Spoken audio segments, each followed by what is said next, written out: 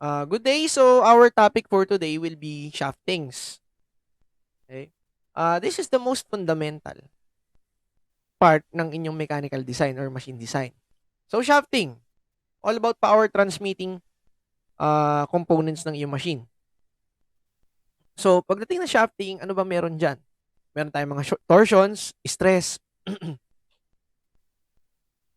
meron tayong mga angle of twist, deformations, meron tayong loading, the power transmission, and I have summarized them all dito sa ating mga ang tawag dito, index cards. Yan lang naman yung kailangan mong tandaan pagdating ng machine design. Isinamari ko na dito. Hindi mo na kailangan maghanap. Ang daming technique dito. Yan, yung mga formula na yan. And we will use them much better pagdating ng ating mga problem sets. Okay?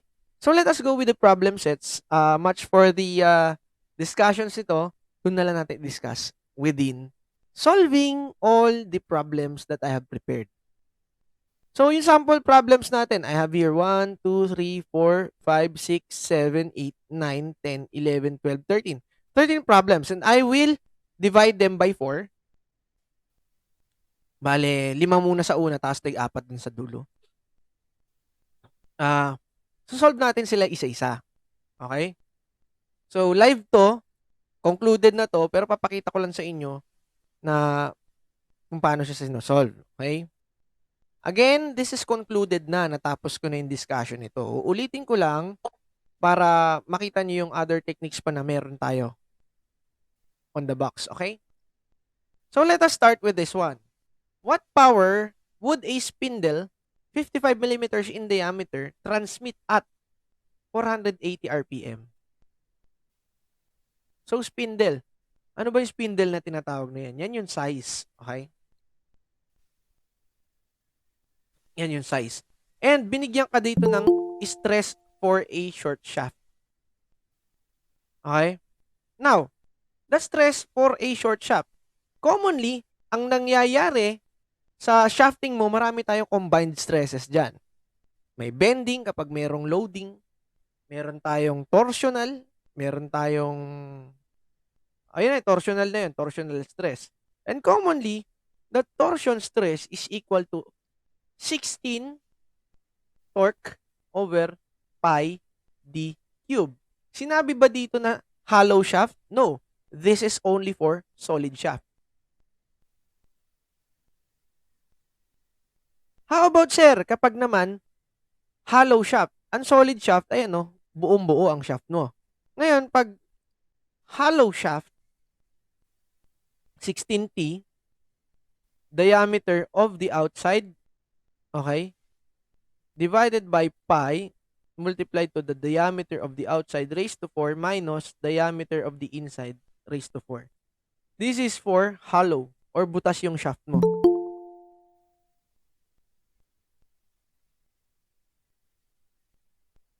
Ayan. Meron ka dyan, ito yung shaft mo, may butas. Ibig sabihin, there are times na bakit ginagawa mo ang shaft mo as hollow? Number 1, weight savings. Number 2, cost savings. Anyway, kahit naman yan bawasan mo, at a certain point, yung solid and hollow shaft mo will have an equal torsional strength for loading purposes. Okay. So, yun yung formula doon. Now, what is the general formula in order for you to determine the power transmission of a shaft? This one. Power is equal to the torque multiplied to N over factor. Sir, kaiba po yan dun sa mga tinuturo sa amin. Actually, this is also equal to 2 pi torque times N divided by 60. Okay na yan. Pero, I prefer that you use this one. Why? Kasi pagdating ng board exam, ay bibigay lang naman sa'yo dyan commonly torque, N. Yung factor, kailangan mo yung tandaan. What is the factor? Now, for SI units, the factor will be 9549123. 9549 and tatlong 0. Tapos, that will be Newton, millimeter, RPM per kilowatt. Ayan yun. And, to SI units to Kapag naman English units, that is 63025 Newton tuloy. Pound, inch, HP, minute. Anong ibig sabihin nito, sir? Mali pala. RPM per HP. Sir, ano ibig mo sabihin dyan? Kailangan, merong certain dito na tama yung iyong unit. Tandaan mo, that kapag SI, your torque should be in Newton, millimeter. And syempre, ito RPM. Kapag naman English, itong torque mo should be pound, inch. Okay? So, let us go here. Ang hinahanap dito is the power. Okay, power. But, wala tayong given na torque. But we are given nun diameter and for 80 RPM. Okay. And then, meron din tayo nito. Ibig sabihin, dito natin makukuha yung torque. Okay? Now, let us reform. From here, SS is equal to 16T over pi d cube. Meron tayo nito, meron tayo nito, meron tayo nito. Wala tayo nito. Sa power naman, kinukuha natin yung power. Wala tayo niyan. 'Di ba? Tapos, meron tayong T, N over factor. Yung factor, check. Yung N, check. Ito wala tayo. Pwede bang dito, kunin natin siya mula dito? 'Di ba? Algebraically, i-reform mo yung other equation. So, that will be yung torque coming from here is equal to SS multiply to pi d cube over 16. Now, ipasok natin yung value na dito para makuha natin yung power. So, the power now will be SS, kasi torque multiplied to pi times d cube times n over factor. Now, kapag mga ganitong uri ng problem, naka-form tayo ng isa pang formula. Okay? Tandaan nyo, given si spindle, hanapin mo si power, given si RPM, yung torsional strength. Okay. Let us set that aside and then solve that. So 59 MPa o di Newton per millimeter squared. Diretso na 'yon. Kasi 1 MPa is equal to 1 Newton per millimeter squared. And move on, pi d cube. Anong binigay sa'yo dyan? 55 millimeter o as is. 55 millimeter. Tapos, may nakalimutan tayo, 16. O dito yung 16 sa baba. Divided by 16. Tapos yung N, 480 RPM. Now, the factor. Lahat SI. 9549123 Newton, millimeter, RPM per kilowatt. Since sa denominator pa rin siya, itataas natin yon. So, let us cancel all the same units. Millimeter, yung millimeter. Okay, yung RPM. 16T over pi d cube. Kulang tayo dito ng d cube. Ayun. So, millimeter. Okay. Cancel na to. Kasi millimeter squared, millimeter cube. And then, RPM, cancel. Ang natira is kilowatts. Iaakit na lang natin yung kilowatts. Okay, let us solve the value of the power. So, 59, shift pi times 55 cube times 480 times 16 times 9549123. The answer is 96 point. The power will be 96.8843 kilowatts. That is the power being transmitted by your shaft. Basic, di ba? Basic. So, problem number 2.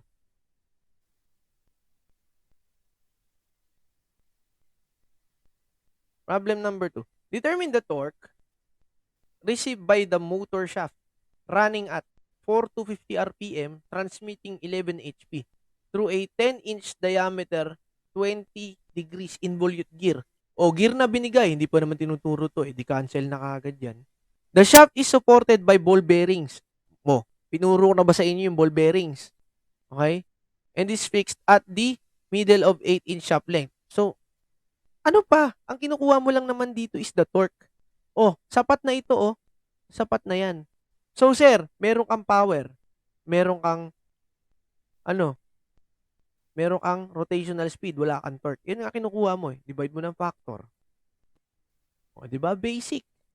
So, makukuha natin si torque. Torque is equal to power multiplied to factor divided by N. Kaya lang lahat tayo naka-English units. So, the torque will be power, 11 HP. Multiplied to factor, 63025. Pound inch per HP minute. Kahit nandito RPM, pwede na yun. Oh, yung RPM mo, ilan? 4,250. So, let us cancel the same units. Yung HP, yung minute nandito sa RPM, pwede na yun. Wala namang unit ang revolutions. So, as is, ang matitira is 11 times 63025 divided by 4,250. So, the answer will be ilan? Ilang torque niya? 163.12. The torque will be 163.12 pound inch. Always box your final answers.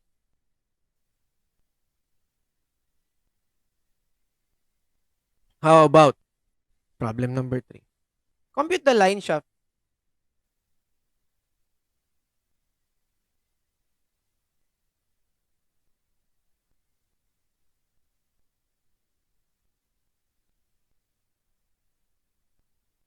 Compute the line shaft diameter to transmit 12 HP at 180 RPM with torsional deflection of 0.08 degree per foot length. Now, binigyan ka na dyan ng torsional deflection. Now, by formula, the torsional deflection of a shafting is equal to theta. Okay? Theta yan, equal to TL over JG. Sir, ayan na, pumasok na tayo dyan. Paano natin mabilis matatandaan yan? Ay, basic yan. Tingin kayo sa akin. Okay? Si Jimbo daw. Diba? Si Jimbo, lagi yan Lagi yan naka-sombrero. Bakit naka-sombrero? Kasi lagi nakakakita ng sexy yan. Pag naka-sombrero yan, naka-ganon, tinitignan ko yung sexy.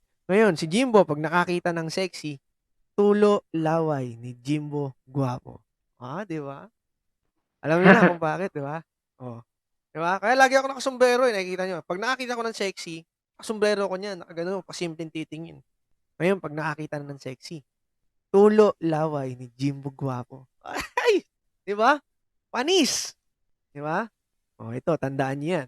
Where T is the torsion or the torque that is applied to the shafting, and L is the length of the shaft, and J is the polar moment of inertia of the shaft, and that is equal to pi over 32. Pi over 32 d to the fourth kapag solid. Okay? Solid. Kapag hollow, pi over 32 do to the fourth minus di to the fourth. Yan yun. Kapag hollow. Yan na, ha? And, anong binigay sa'yo dyan? Tignan nyo, meron kang torsional deflection. Tapos, compute the line shaft diameter. Ang problema mo dyan, kinukuha mo yung line shaft diameter. Pero, sir, meron tayo dito sa formula na given sa summary. Okay. Now, pag sinabing diameter of the solid shaft given yung torsional deflection, at deflection tuloy, torsional strength, and then torque, okay, you may use this empirical formula. So, that is D is equal to square root ng 5.1 nung torque over the torsional strength. Where the torque is Newton millimeter, yung unit ng torque mo. And then yung SS mo is Newton per millimeter squared. And then yung D mo, ang lalabas dyan is millimeter. Sir, pwede mo bang gamitin yan? Kapag ano? Pwede mo bang gamitin yan? Depende. Depende sa problem mo. Mapapansin mo naman yan. Mamaya paliwanag ko sa inyo. And for the power on shafts, depende sa klase ng shaft. If that is the main power transmitting shaft, okay, this is the Psme formula or the Psme formula or the mechanical engineering formula dun sa machinery handbook. All of them in English units.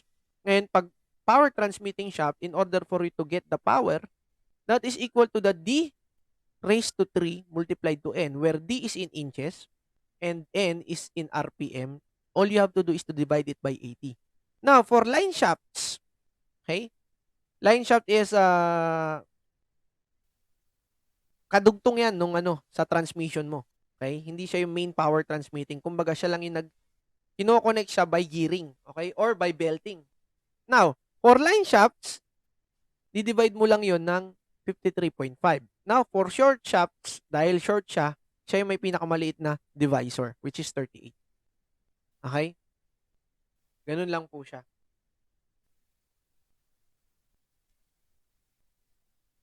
Tignan nyo, paano ko matatandaan yan? Sir, ito 80. Tignan nyo, ano ba ang multiples ng 80? O di ba 5 plus 3 is 8? Tapos, bakit naging 0? 5 plus 5 times 8. O di 80. O ngayon naman, sir, tignan nyo dito. Meron tayong short shaft. O di 38 na lang. Paano naging 38 yan? O isipin mo kung bakit. Hindi, joke lang ah. Ganun yun, okay? So, let us get back to the problem. Now, given sa'yo si TL over JG, kaya lang, sinabi dito is 0.08 degree per foot length. Dapat ito, ang unit nito is in radian. Si torque is Newton millimeter. Si L is in millimeter. Si J is millimeter to the fourth. Si G, dapat yan naka Newton per millimeter squared. Oh, kakaraniwan ang given dito is GPA. Okay. Let us first use yung formula muna ng binigay ko kanina. So that is D is equal to square root ng 5.1 square root ng 5.1 the torque divided by SS. Ngayon, may nakuha ka bang SS dyan? Wala, di ba? Wala kang SS dyan. Hindi natin to pwedeng gamitin. Now, gamitin natin yung, sinabi ba ditong line shaft? Ayun, line shaft. Okay? Sinabi dyan line shaft. So, that is equal to P D cube N over 53.5. Ang problem mo dyan, my friend, is, okay pala, meron. So, yung diameter, check natin, may RPM ka. O, the diameter ang kukunin natin. So, D cube equal to 53.5 nung power over N. So, D will be equal to cube root nung 53.5 multiplied to ilang HP yan? 12 HP divided by N. Ilan yung N niya? 180. Check natin na kung tatama ba. So, that is cube root.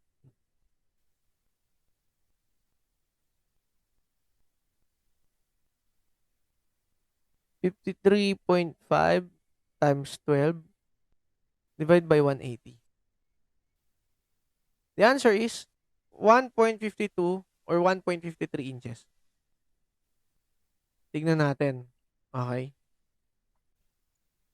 Kasi meron siyang second condition. Dapat yung torsional deflection mo of 0.08 degree per foot length, ma-consider niya yun. Okay? Ganun mag-design. I-consider mo yung given na torsional deflection. Hindi lang as is na ganun siya. So, let us solve. Kukunin natin yung torque para mahanap natin yung diameter. Sir, saan po natin nahanapin yung diameter? Okay? Saan po natin nahanapin yung diameter niya? Dito sa J. Okay, let us elaborate. Okay, another part ng solution mo. So, di ba theta is equal to TL over JG? Where yung J mo, meron pa yan, kasunod. So, TL over, yung J mo is solid, pi over 32 D to the fourth, multiplied to G. Okay, sir, yung G ng steel, tandaan nyo. Okay, steel shaft. The G of the steel shaft is always 12 times 10 to the 6th power PSI kapag English units. Kapag naman, sir, kapag naman po 80 to 89 yan. 80, 83, 89. Iba-iba ginigiven dyan eh. Pero commonly, ito na lang gagamitin nyo kapag steel.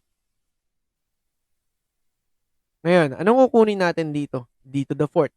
Ang binigay sa'yo dyan, theta over L. Okay, simplify muna natin. Theta over L is equal to T, excuse me,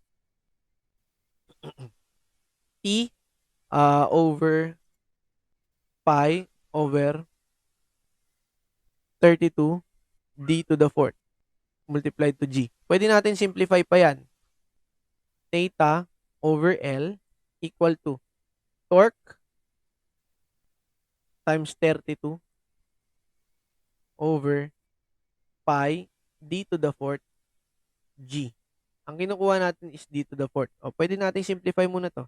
0.08 degrees over 1 foot na length equal to the torque. Ano yung torque na given dyan? Yun lang ang problema mo. Wala ka pang torque. Saan mo kunin yung torque? Line shaft naman yan. Pwede mong kunin sa torque is, di ba may power ka? O, kunin mo dito sa power equal to torque N over factor. O, pasok ko na dito yung torque. Edi, power times factor multiplied to 32 over N. Okay, N times pi times D to the fourth times G, which is 80, hindi na pala, 12 times 10 to the 6th PSI. Pwede ko na simplify. Pwede na yan. So, that is dire-diretso na. D to the fourth. D to the fourth is equal to yung power. Ano bang power mo dyan? Tingnan natin yung power na binigay dyan. 12 HP. 12 HP. Multiplied to the factor. What is the factor? 63025 pound inch per HP minute. Tapos 32 divided by N, 180 RPM times pi times D to the fourth. Ano yung D to the fourth yan? Ay, hindi na pala. Ito na, sa baba. 1 foot. So, 1 foot is 12 inch. Lipat ko na dito. Cross-multiply mo na yan. 12 inch. Pwede na yun. Tapos, pinahaba ko lang siya. Yung 0.08. 0.08 degrees times 180 over pi. 180 degrees, okay? Hindi. Baliktad. Pi over 180 degrees. Yan, okay na yan. Multiplied to yung G. Rigidity. Modulus of rigidity ng steel. 12 times 10 to the 6th pound per inch squared. Now, for the cancellation of units muna. fourth root, fourth root. Now, cancellation of all the units. HP, yung minute, yung pounds, yung inch, matitira yung inch, iakyat mo ito, inch to the fourth na. So, natira is inch to the fourth. So, let us solve. Dire-diretso lang yan. Ganun na lang po tayo pag board exam. Okay? 12 times 63025 multiplied to 32 times 12 divide by 180. Uy, mali ata ako na nilagay. Yun. The fourth.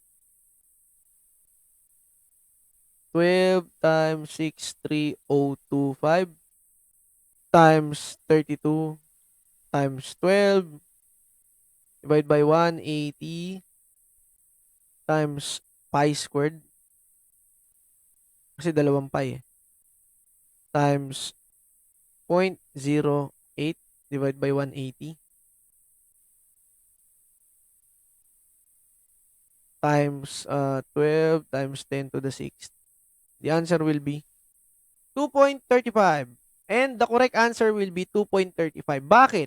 Bakit, sir? Kasi i-consider mo yung deflection per foot length. Yan. Ay, mali. Nasaan na siya?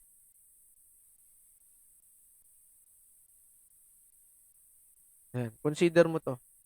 Considering yung deflection per foot length, so the diameter or the correct diameter for your shafting should be 2.353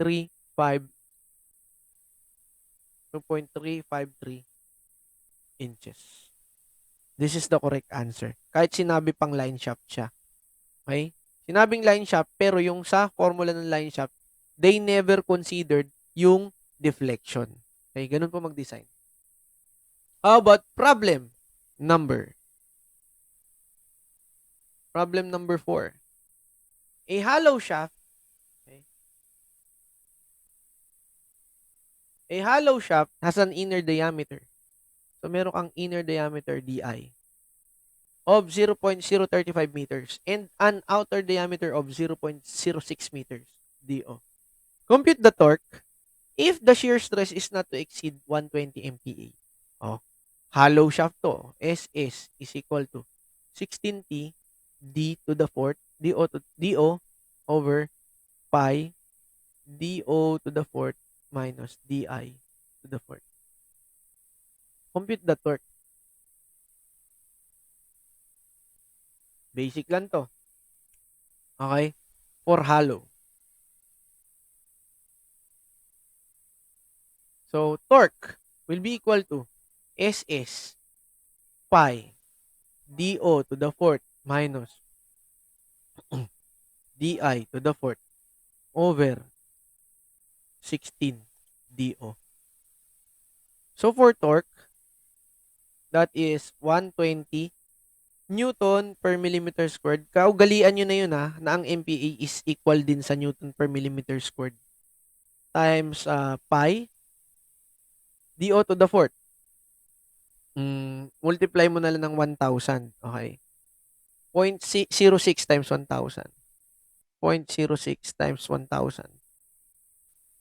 So, that is 60. Excuse me. 60 millimeter to the fourth minus 0.035 bali 35 millimeter to the fourth divided by 16, 60 millimeter. So, I think this is Newton per millimeter ang lalabas. Canceling all the same units. M squared, M squared, M squared. Yung M, matitira na lang isang M. Newton millimeter. Okay? So, the answer will be 120 shift pi times 60 to the fourth minus 35 to the fourth divided by 16 times 60. The answer is, laki, no? Anong gusto nyo? Newton per millimeter? O Newton meter? O, divide natin to ng 1,000 millimeter per 1 meter. O, divide natin 1,000. So, the torque will be 4,500.086 Newton meter. Basic yan. So, for problem number 5, after this, we'll take a 5-minute break. Sir, pwedeng mag-question. Yes? Doon, yung po palang mga Okay, so for problem number 5, design the size of solid steel shaft to be used for 500 HP. Solid steel shaft ang sinabi niya, solid. And then 500 yung power rating. Yung RPM niya is 250. Meron siyang sinabing allowable torsional deflection. So you should always consider to. Kasi sinabi, allowable torsional deflection. Hindi pwedeng hindi mo i-consider. Is 1 degree. And the allowable stress. Allowable stress. And G is 13 times 10 to the 6th PSI. So, saan tayo dito? Meron kang power, torque, and over factor. O, lista mo lang yan. And then, given sa'yo yung SS, may value. So, marirecognize mo ulit na yan, 16T over pi d cube. As is na to. Dalawa na yung given sa'yo. The problem is, meron ka pang torsional deflection na 1 degree. O, di ko consider mo rin to. Si Tulo Laway ni Jimbo Guapo. Okay? Huwag niyong paniwalaan si True Love ni Jano Gibbs. Mali yun. Yun sa akin ang paniwalaan niyo. So, from here, okay, consider muna natin tong dalawang equation na to. Okay? Huwag natin i-consider yung torsional deflection. Bakit? Ang lagi mong hahabulin dyan is not a deflection, but the allowable stress. Pwedeng yung torsional deflection mo, maging cause yan ng mas mataas na allowable stress. So, babagsak ang design mo nun. Laging i-consider mo first is the allowable stress na pwede lang dun sa shafting mo, not the torsional deflection. Okay? Kasi, natural, pwede kang magkaroon ng torsional deflection na 1 degree if nag-exceed yan dito. If nag-exceed. Kaya nga, ang lagi mong unang i-consider is the allowable stress lang na kaya nung iyong shafting. Okay? You are not designing for an allowable torsional deflection. Kasi pwedeng mag-exceed eh. 'Di ba? Maaring mag-exceed. Pero, ano lang yung kakayanin ng shaft mo? Siyempre, yung indicated allowable stress. You get my point? Ganun dapat. Now, let us see. Ano bang kinukuha natin dito? Design the size. So, size, ibig sabihin diameter. Diameter ang kinukuha natin dyan, mga friends. Okay? Hinanap natin yung diameter. Ngayon, dito may diameter na. Ito, wala tayo nito. Meron tayong power, meron tayong N, meron tayong F. Dito, meron tayong SS, meron tayong torque, galing dito. Okay? Tapos, diameter hinanap natin. Pwede bang ganito gawin ko? So, SS is equal to yung torque, 16 times torque, galing na sa power over factor. So, the torque will be power multiplied to factor divided by N tapos pi d cube. Anong kinukuha natin? D cube. So, reform ulit natin. D cube will be equal to 16 multiplied to power times factor divide by N times pi times SS. Ngayon, kunin natin yung cube root. So, D now will be cube root ng lahat. Okay. What is the power na binigay dyan? Kaibigan, 500 HP. Multiplied to 16. Multiplied to factor 63025. Pound inch per HP minute. Ano yung RPM? The RPM is 250.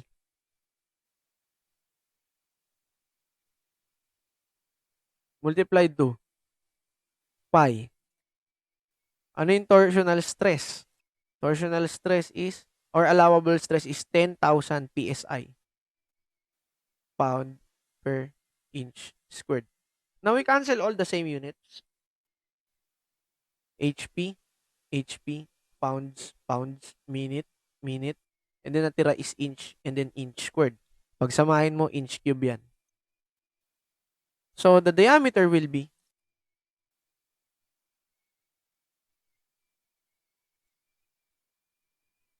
okay.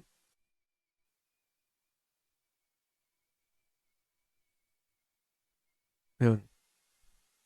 16 times 500 times 63025 250 times pi times 10 kyaw. The answer is 4 inch. D is 4 inch. 4,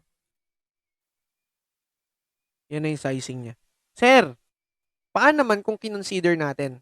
Patunayan natin. Paano kung kinonsider natin to? Yung power and then torsional deflection. Ang problema mo dyan, sir, isa pang problema, may length ka ba na binigay dyan? Sige nga, may length ka ba na binigay dyan? Wala, di ba? 1 degree lang, wala naman sinabing per length. Wala. Ano, mag-a-assume ka? No. Kaya nasabi ko na i-consider mo dito is the allowable stress kasi no length given. Dito pa lang, dalawa na yung hanapin mo. Yung torque, okay? Yung length. You get my point? And then yung diameter coming from J. Okay? Actually, makukuha mo yung torque. Dalawa talaga hanapin mo. Yung length and then yung J. Where yung J, kino-contain niya yung diameter. Okay? Clear? So that will be all for the 5 problems. Let us take a 5-minute break.